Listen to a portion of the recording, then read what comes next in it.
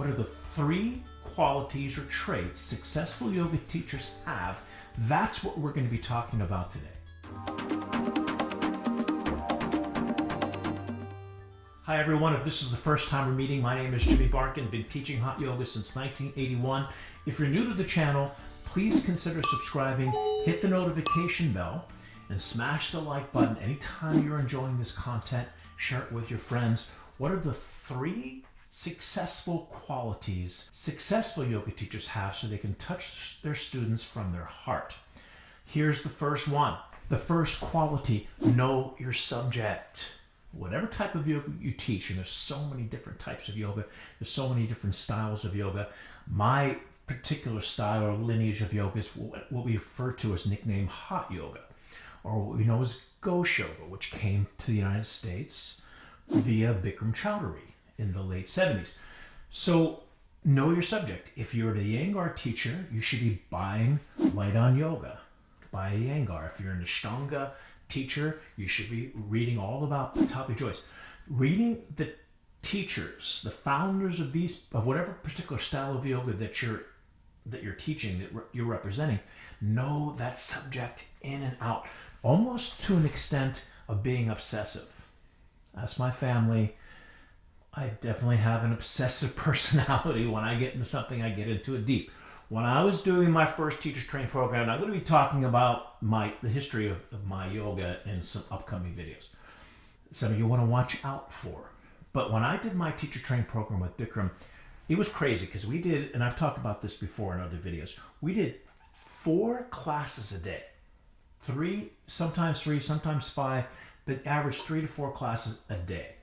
Of those 4 classes a day, 3 of them were with Bikram, and I did that for 2 years.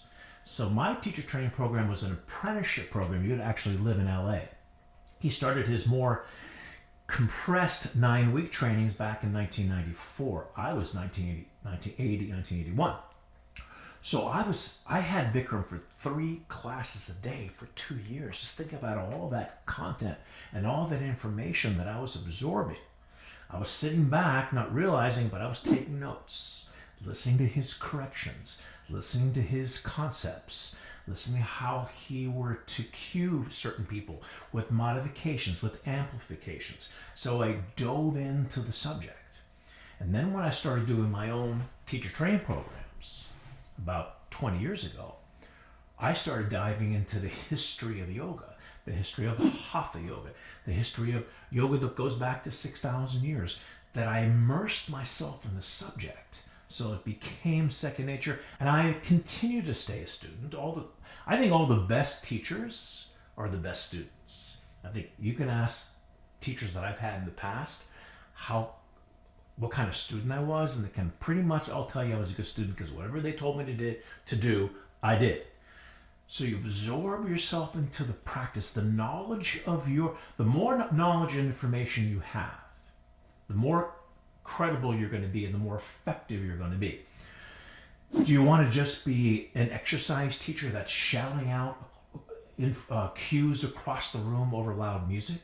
Or are you really going to know the intricacies of how you can help your students find the perfect position through correction, through inspiration, but really knowing the subject and really knowing how you can guide them and take them to the next level? So trait number 1 is diving into the information and knowing the science behind your lineage, knowing the mechanics behind the postures that you're teaching. That's going to give you so much more credibility in the yoga teaching world. The second quality, really caring about your students, calling them by name. Now I was lucky because I was an actor. I was a theater major in college, so memorization came easy to me because I used to memorize lines all the time. So I would do teacher training programs where I had 50, 60 people, and then the second day I knew everybody's name. When you know people's name and you call them by name and they feel that connection, they know that you're caring for them as a coach, someone that's going to help them get to the next level, it's going to be so much more effective. Now, if you have trouble memorizing names, I remember some of my teachers would get the roster for their class, and they would have it in the back of the room, and they could see who they were talking to, who is in the classroom, but truly understanding what each person is, knowing their name, and really connecting with them as a person. I opened my first studio in 1983. My teacher Bikram would come to my studio from 1984 all the way to the mid-1990s every single year. I remember one time we had a yoga party, and people were leaving and they were hugging each other and saying goodbye, and there's this phenomenal community connection.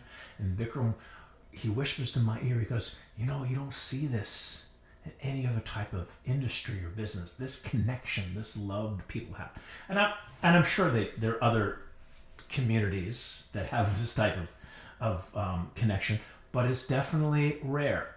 You go to the baker, you go to the dry cleaner, just say hi Charlie, and you pick up your dry cleaning and you go home. But in the yoga room, you have this, you're sharing so much.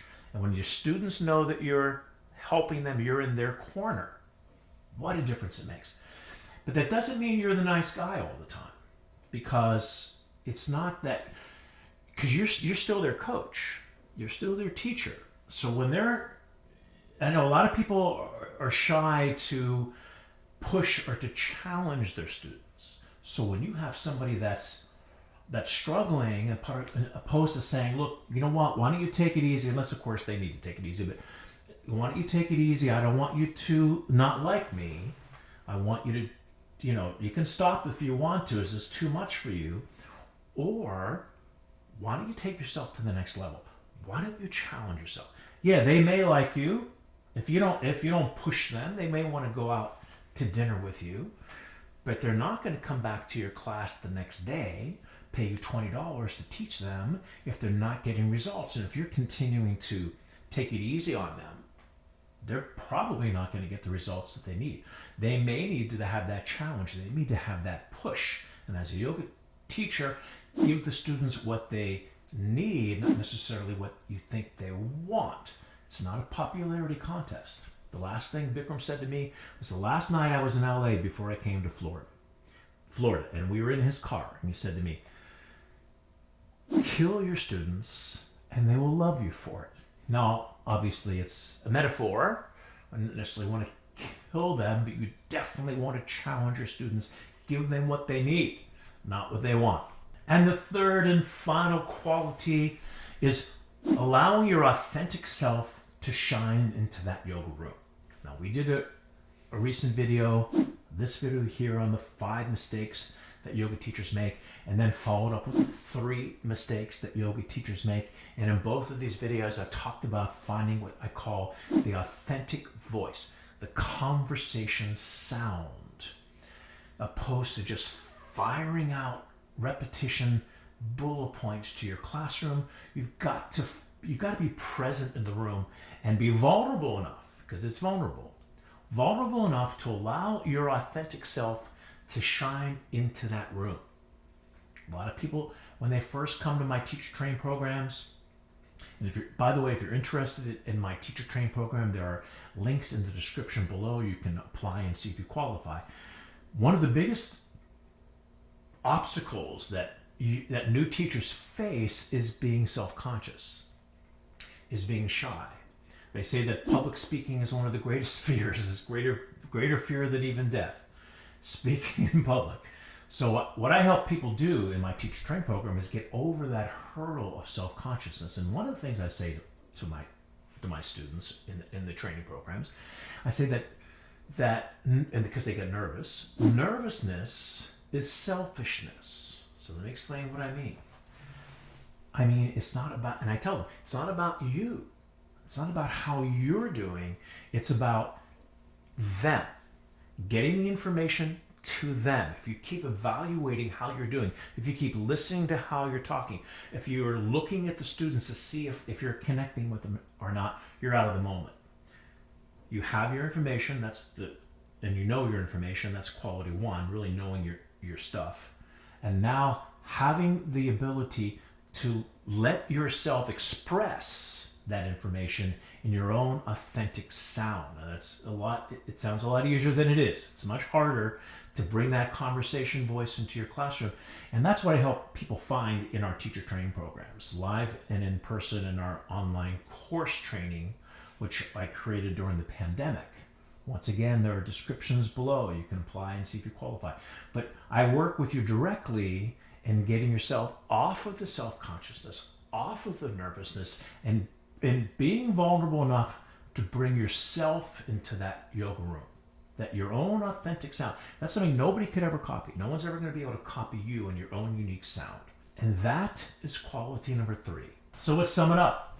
Number 1, know your craft, know your science, know the history that's behind your lineage, and being able to embody that, know that, and express it to your classroom. Quality number 2 is your connection with your students. Caring about, let them know you care about their progress. And when they see that you're in their corner, you're the coach in their corner, not only are they going to be a lot more successful in their poses, but you're going to have that successful connection with that student. And number 3, quality number 3, get off the consciousness, get off your self-consciousness, get off your nervousness, and bring your authentic voice, your conversation sound and tone to the yoga room.